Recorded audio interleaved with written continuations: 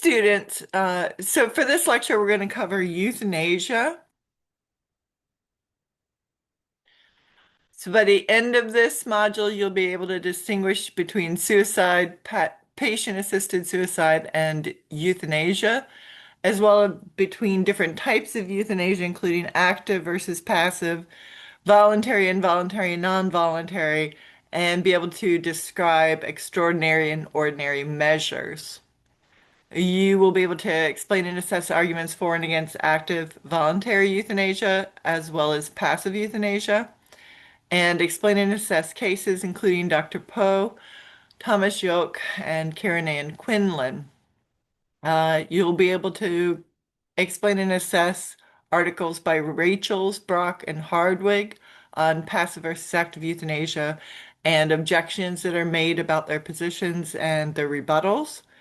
And be able to explain how the principles, values, and rights following bear on reasoning about euthanasia. So, values and principles like beneficence and autonomy, as well as rights to have one's life sustained, rights to die with dignity, the legal right to privacy, as well as principles like the categorical imperative, principle of utility, and the principle of double effect. So we start with suicide. Suicide is an intentional taking of one's own life. Arguments for the permissibility of suicide include arguments from autonomy. So they'll focus on decision making.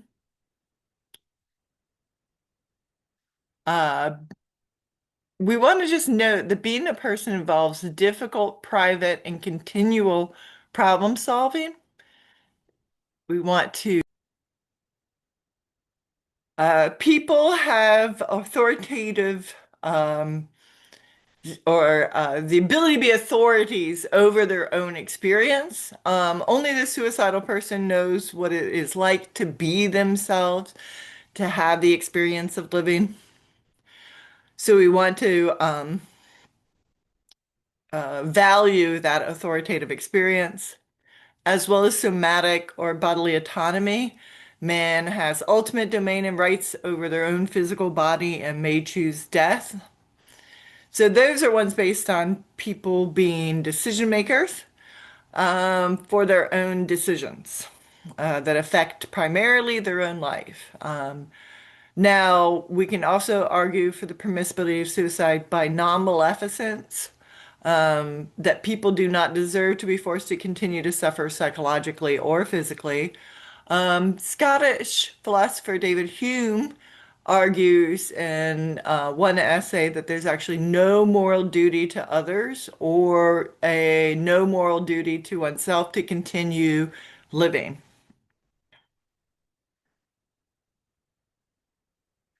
Arguments against the moral permissibility of suicide. Those, quote, who survive a person who has committed suicide pay an unjust penalty, and society may be denied the important contributions that could have been made by the person who committed suicide. The morality of suicide tends to imply that people have absolute rights over their own bodies and lives. In other words, it suggests that personal autonomy has no limitations, an implication that can raise some difficult problems. The very basic human life is valuable and should be preserved. Even if suffering is going on, that doesn't necessarily imply that it will continue or that happiness despite pain is not possible or likely. Another argument against it is that it takes away every opportunity from one's future self. One can look at it from a paternalistic viewpoint and hold that it's beneficent to prevent suicides generally. After failed attempts, many people express gratitude that the attempt did not work. Finally, killing oneself is sometimes motivated by immoral motives, especially as expressions of anger to others, and sometimes actually associated with a greater likelihood to do violence on others as well. So that's some of the reasoning about suicide itself. I want to distinguish that from euthanasia. Euthanasia is directly or indirectly bringing about the death of another person for that person's sake. Okay, it's distinguished from other acts of killing or letting humans die by the motive of the perpetrator. The motive is to benefit the patient, often by preventing continual or future suffering, an incurable disease, or an undignified death. Now, physician-assisted suicide is where the patient himself or herself brings about their own death with medical help. Okay, so to break it into its parts, first we start with the motive. The motive of euthanasia is to allow or provide a good death. Then there's the act itself, either actively killing or passively letting somebody die. And finally, the consequences being the death of the patient.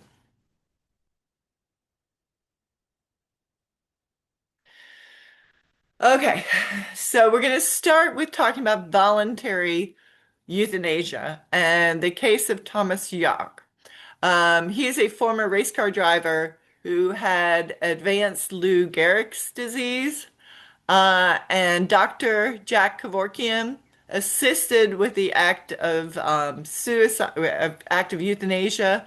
He was tried and found guilty of murder. Dr. Kevorkian was, and he ended up serving, I believe it was 8 years in prison. Um, by September 1988, Yoke said he could not move his left arm or his legs. He had minimal use of his right arm. He had difficulty swallowing and breathing. He was fed through a tube and he was forced to use a machine to help him breathe. After consulting his family, who recognized that it was his own decision, and they were okay with his decision to end his own life, um, he stated that at that time he could not do anything for himself. So that is why he wanted to get help committing euthanasia. So involuntary euthanasia is illegal and immoral, just to be clear. Involuntary means that the act of this murder occurs, but it is not consensual. It is against the will of the patient. So bringing about someone's death against their will or without asking for their consent, although they are competent to decide, that's involuntary euthanasia. Again, it's murder legally and not an open moral question, philosophically. So, for example, Linda Reynolds murdered by Harold Shipman. Harold Shipman was a British physician who murdered many of his patients. Then we talk about non-voluntary euthanasia. So non-voluntary occurs when the person is unavailable to express their wishes. For this, euthanasia is performed when patients are not competent to choose it for themselves and have not previously disclosed their preferences. So we'll talk about Karen Ann Quinlan's death, and the court case that bears upon how euthanasia is allowed in this country. So, passive euthanasia is when you withdraw active measures to keep the patient alive, in particular, extraordinary measures. So, passive euthanasia is allowed legally in certain cases and disallowed in others. So the major case revolved around Kieran Ann Quinlan arguing against the state of New Jersey. And this set the precedent that allowed the use of passive euthanasia. This is 1975. Quinlan was found not breathing by her friends. She had been taking pills and not eating for days to be able to be ready to go to this party that she was found non-responsive at. They found she had permanent brain damage and that she was in a persistent vegetative state. She no longer had any of the higher brain functions, including the abilities to control one's relationship to the outside world, a capacity to talk, to see, to feel, to sing, to think. The hospital refused to take Quinlan off the respirator at her parents' wishes, so her parents ended up taking the case to the Supreme Court of New Jersey, and they decided Quinlan could be removed from the respirator based on the patient's right to privacy. in particular the right to refuse medical care that qualifies as extraordinary measures. So ordinary measures include medicines, treatments, and operations which offer reasonable hope of benefit to the patient, which can be obtained and used without excessive expense, pain, and other inconveniences. Okay? Extraordinary measures are then defined as that which cannot be obtained without excessive inconvenience. For Karen Ann Quinlan, the extraordinary medical care that she was being given was held to be intrusive, and included the catheter, the feeding tube down her nose and throat to feed her, nurses that had to move her during the day because she couldn't move herself. She was given just constant antibiotics to stave off illness, and she was attached to a respirator in order to breathe. So Quinlan's lawyers argue that following the principle of autonomy, the person who has the best idea of what is in one's own interest is oneself. So since Quinlan would not have wanted to live this way, she had the right to refuse these extraordinary measures. Okay, so sometimes people fail to distinguish between different concepts of the right to live. This can mean either the right not to be killed or the right to have one's life sustained by other persons. Okay, so we don't want to conflate these. So using the case that we just discussed, this is active learning exercise, is Quinlan's family asking for their daughter to be killed or to not be sustained anymore? Is Quinlan's case non-voluntary or voluntary? The next case I want you to consider, and I've attached a archived article from the New York Times on what happened in the aftermath of Hurricane Katrina at one of the hospitals that was in New Orleans. Uh, the end part that ended up being both a legal question and is a open moral question is what happened that brought it about that lethal doses of medication were given to up to 34 patients, some who did not have do not resuscitate, who were not themselves before the incident in a crisis medically.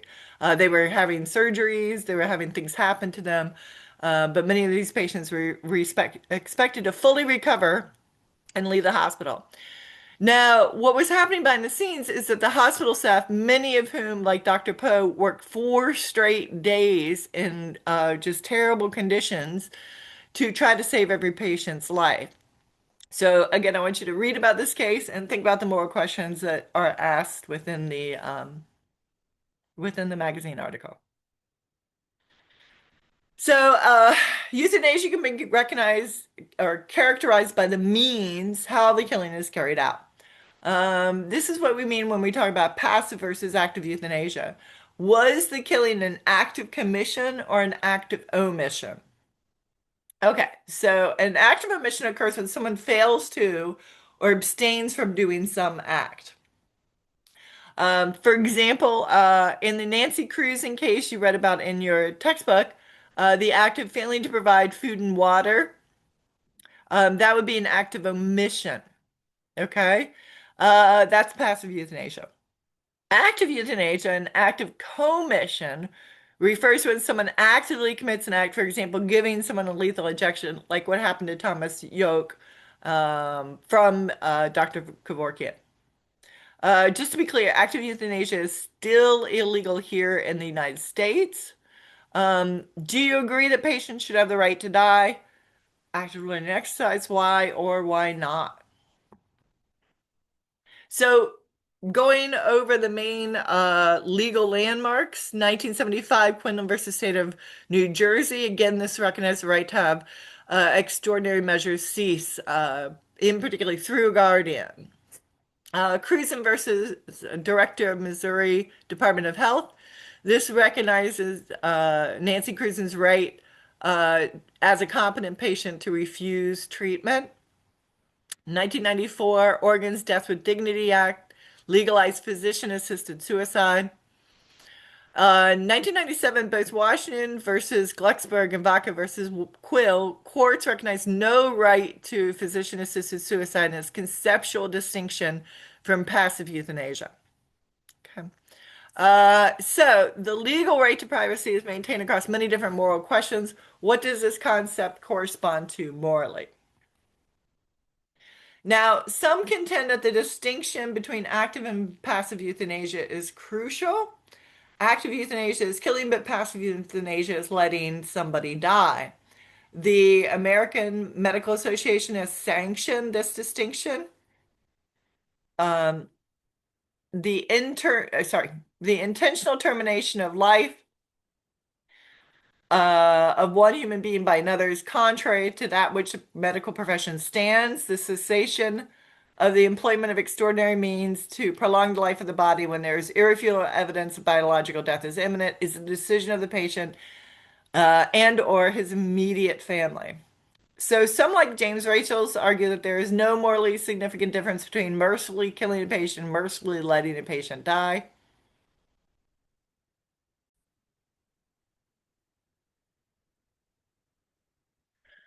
So we're going to go over some of the major thought experiments and arguments that James Rachel makes in his article, sorry, in which he argues against the distinction between active and passive euthanasia being morally important. So he begins with the thought experiment of a man who has throat cancer, who's in horrible pain and will die in the matter of days. Now, if a doctor administered a lethal drug, patient's death would occur more quickly. Whereas if he does not do active euthanasia, the patient will linger in very bad pain and other discomfort during this dying period. Rachel states that if one simply withholds treatment, it may take the patient longer to die, and so he may suffer more than he would if direct action were taken and a lethal injection given.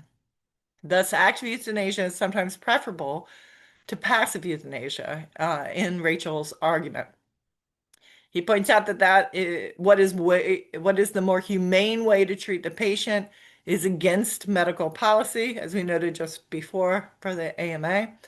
Therefore, what is practiced not necessarily what is moral.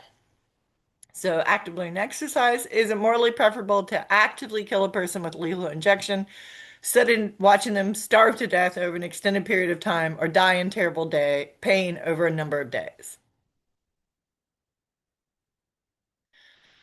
Now we'll talk about Rachel's Smith and Jones thought experiment. Okay, so you're to imagine two cases, Smith and Jones, both of whom stand to gain a large inheritance if their young cousin dies. So imagine Smith sneaks into the child's bath and drowns the child outright. Whereas Jones also decides to drown his cousin, but before he can act, the child slips, hits his head, drowns while Jones does nothing. Okay, so that's Smith versus Jones. Now, imagine both Smith and Jones were faced with prosecution for their crimes. If Jones tries to defend himself by saying, I only let him die, this does not seem to be a good defense. Rachel's point is that there seems to be little moral difference whether one watches while somebody dies or kills them actively. So objections to Rachel's arguments include, well, the analogy of Smith and Jones for that thought experiment. To doctors who are assisting in a patient's medical care is weak because Smith and Jones are acting malevolently, whereas the entire definition of euthanasia revolves around the purpose of it, or the motive of it, is to benefit the patient. Also, this distinction of active versus passive are not the grounds on which medical decisions are based upon. Medical reasoning uses the standard of ordinary versus extraordinary measures to determine patient care. So, assess Rachel's reasoning. Do the premises support the moral conclusions? Why or why not? Is there an important moral distinction between, letting somebody die and actively killing them? Next, I want to go over the doctrine of double effect. This is something that is invoked when talking about euthanasia. The idea is that you want to hold somebody accountable for the intention uh, as well as for the outcome of the act itself. So the doctrine of double effect holds that an action can have two effects, okay? As long as the directly intended effect is the beneficial one, and it does not violate an absolute moral rule, then the action is permissible. Okay, so for example, let's say you are acting in self-defense and you kill somebody. You are held responsible morally for the intended effect of stopping the attack, but not the unintended effect of having killed the aggressor. Okay? So that is the doctrine of double effect. So active learning exercise. Does the doctrine of double effect apply to the permissibility of passive euthanasia? Why or why not? Peter Singer, who is a utilitarian, famously criticized the principle doctrine of double effect by pointing out that this implies, for example, let's say you had a company and it was dumping pollutants in the water, but that was saving them money and allowing them to employ more people. So you can imagine them conceptualizing this with the doctrine of double effect, focusing only on what is beneficial, not on the foreseeable damage that they're causing. Is this a valid criticism of the doctrine?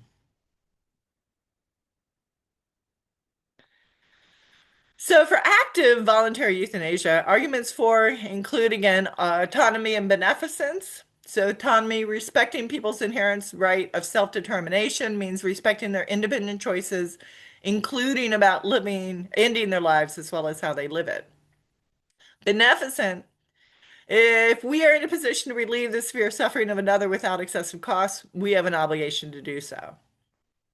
Arguments against include the moral difference between killing and letting die. Killing is worse than letting die. So giving a patient a lethal injection to effect an easy death is wrong. But say disconnecting his feeding tube, that could be permissible. Also, there's a moral difference between intending somebody's death and not intending but foreseeing it. The former is wrong, the latter is permissible.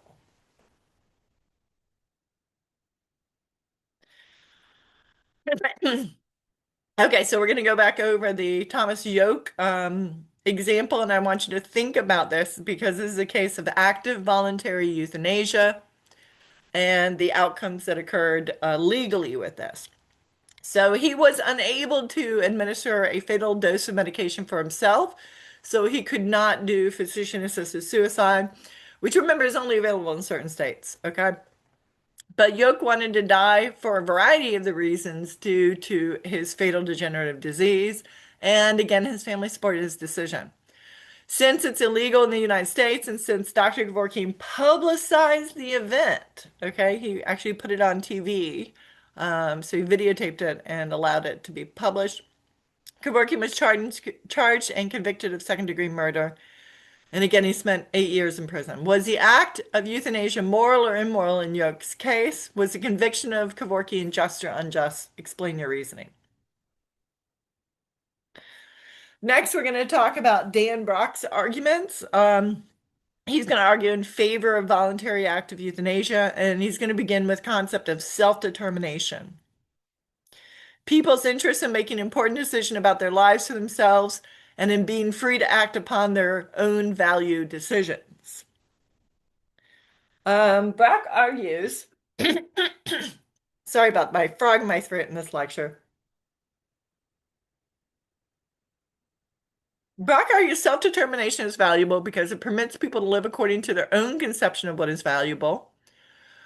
It allows people to be responsible for the type of person they are or who they become. It allows accountability for one's actions. Dignity is related to self-determination, is mutually valuable. He also talks about how many different individuals' experiences of dying and how different the values and beliefs regarding that process are across people. He concludes that self-determination should guide the time, manner, and circumstance of this process. He contends that the other value that supports euthanasia is individual well-being. Some people value death over their own prolonged suffering. Continued life is seen by the patient as a burden. Next, he argues against objections to his argument that euthanasia is morally permissible with some limits and not necessary for medical staff to be forced to participate in. So, objections. First, that euthanasia is the deliberate killing of an innocent person, which is always impermissible. If killing is defined as depriving of life or causing the death of a living being, then euthanasia is killing. Brack argues that the commonly relied upon distinction between active and passive euthanasia is false. He argued that not killing may result from other personal beliefs, but from failure to recognize that the right not to be killed, like other rights, may be waivable. So somebody can choose to waive or to not defend their right not to be killed. Objection 2, allowing euthanasia will result in foreseeable negative consequences. So permitting this undermines physicians' core principles and may lead to distrust of the medical community. Elsewhere, it's actually argued also that sort of the slippery slope will occur where patients who would not normally be killed or even be looked at as being removed from medical care, that slips downward in care, becomes worse and worse, and it's more and more likely that people, particularly elderly people under medical care, will be killed without their consent. So Brock argues that fearing involuntary euthanasia is not a reasonable fear if policy allows voluntary euthanasia, and allowing it would not undermine the moral center of medicine because respect for a person's autonomy and individual welfare should be the center to medical values as well.